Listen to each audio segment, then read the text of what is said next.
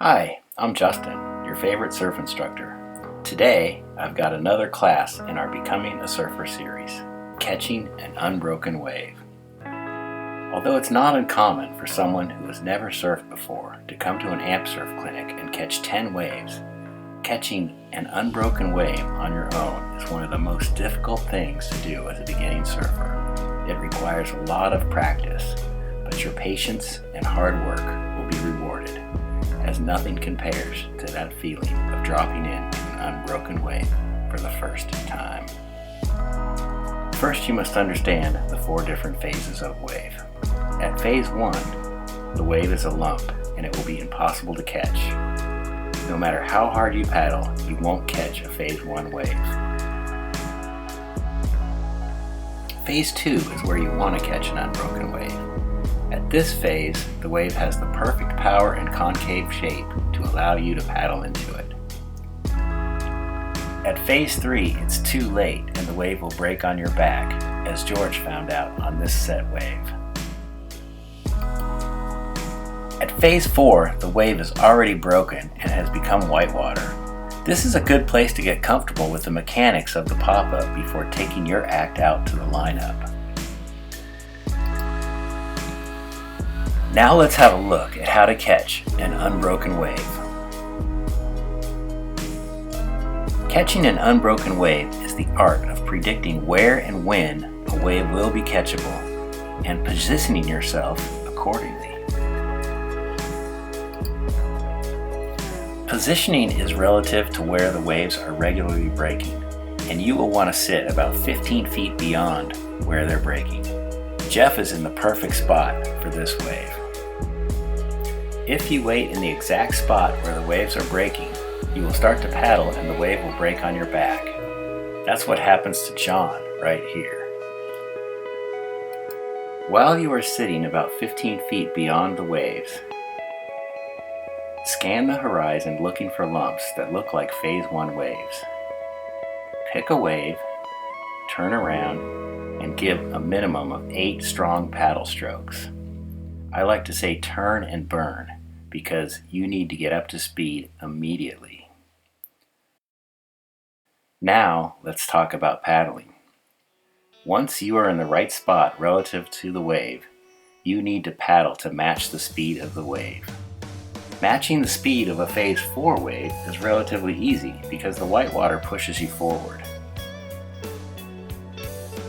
Matching the speed of a phase 2 wave is much more difficult because there's no whitewater to push you forward.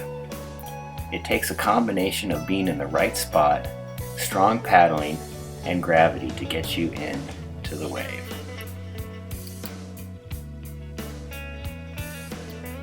To maximize the chances of catching an unbroken wave, you need to use the correct paddle technique. Lynn uses long, strong, deep paddle strokes to get into this wave. Notice how Jason takes several looks over his shoulder to fine-tune his paddle speed as this wave approaches. He even has to speed up at the very end to get into this wave. Positioning on your board is also important. You need to be positioned perfectly in the center of your surfboard and at the proper position fore and aft so that the nose of your surfboard is just barely coming out of the water. When you feel the wave lift you up, shift your weight forward by keeping your head low and even lifting your legs if necessary. This is key to catching an unbroken wave. This surfer is positioned too far back on his surfboard.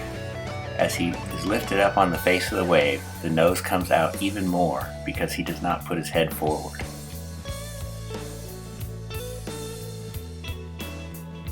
Once you feel your tail lifting and you feel like you're gliding with the wave, give 2 last paddle strokes. Put your hands beside your ribs. Arch your back, slow yourself down to get a better entry into the wave, and then pop up. Arching your back will prevent you from nosediving and slow you down so you don't go all the way down the face on your belly. When you feel confident you've caught the wave and you've given those last 2 paddles, don't hesitate to pop up. A common mistake is waiting until you're at the bottom before beginning your pop-up. To sum up the steps after positioning yourself where the wave will be catchable: turn straight towards shore and burn, paddle hard. Glance back to fine-tune your approach. Put your head down and shift your weight forward. Give 2 extra paddles, arch your back, and pop up. Here are some tips for catching unbroken waves. Watch experienced surfers to know where to sit. We often see beginning surfers making the common mistake of sitting a lot further out than experienced surfers.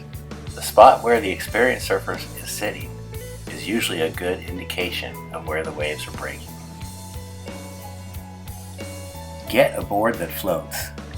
Even though Alexa is in a better position to catch this wave, Jason is on a bigger board, so he is able to match the speed of the wave and catch it, where Alexa could not. It's the same story for Eric on this busy peak. 3 other surfers were in a better position for this wave, but Eric was able to catch it with his bigger board. Be proactive. Better surfers catch more waves because they move around a lot. The more proactive you will be in positioning yourself in the right spot, the more waves you will catch. Now let's talk about wipeouts. As a beginning surfer, you will wipe out. In fact, even the best surfers wipe out. I like to say, if I'm not wiping out, I'm not pushing myself to get better. Nose diving or purling is when the nose goes underwater during takeoff and you fall off in front of your board. This is primarily a result of not being in the right position and fairly common for beginning surfers. Not paddling enough causes many beginning surfers to miss their wave. As the wave starts to lift them up, they feel rushed and begin their pop-up before they've taken their last 2 strokes. At this point, they will either stand up and stall off the back of the wave, that's the best case scenario, or fall at the top of the wave like John did, or get pushed into the wave when it's very steep and nosedive, that's the worst case scenario. Mistiming the wave happens when surfers don't look back and adjust their paddling to the approaching wave. Paddling too far in front of a Phase 2 wave put Dana in this late takeoff situation. Failing to shift your weight back fast enough once you've caught the wave also results in a nosedive. In this case, Eric had his weight forward to catch the wave, but can't get back quick enough as the wave transitions to Phase 3. Nosediving can also happen if you hesitate before you pop up or try to pull out before a late takeoff.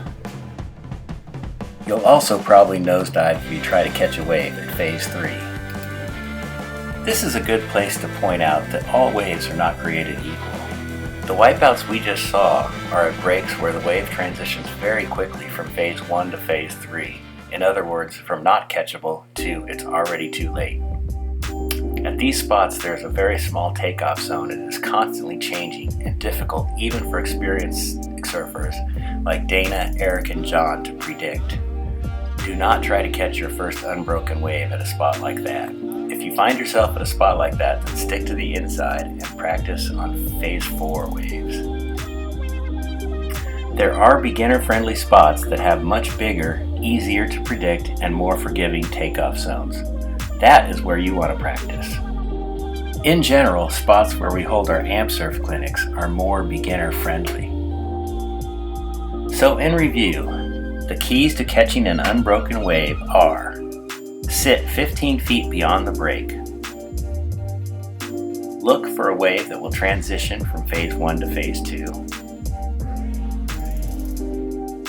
Proactively paddle to the place where the wave will transition to Phase 2. Look over your shoulder to fine-tune your approach and adjust your paddle speed and positioning to catch the wave just as it transitions to Phase 2. Using a bigger board will make it easier to catch waves. As you feel the wave lift you, keep your head down to get into the wave. Give 2 extra paddle strokes and be sure you have the wave. Arch your back to shift your weight back and keep the nose up. And ease yourself into the wave. Then pop up. But you can't learn to catch an unbroken wave by listening to me and watching a video. Get out there and practice. Catching an unbroken wave is the art of predicting where and when a wave will be catchable and positioning yourself accordingly.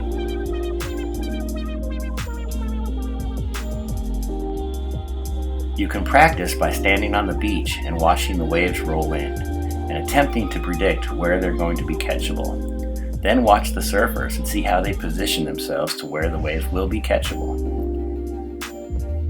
That wave knowledge is incredibly important, but you'll need to get out in the water and practice. But don't get discouraged. This is one of the most difficult steps in becoming a surfer, but your persistence will be rewarded, as nothing compares to the feeling of dropping into your first unbroken wave.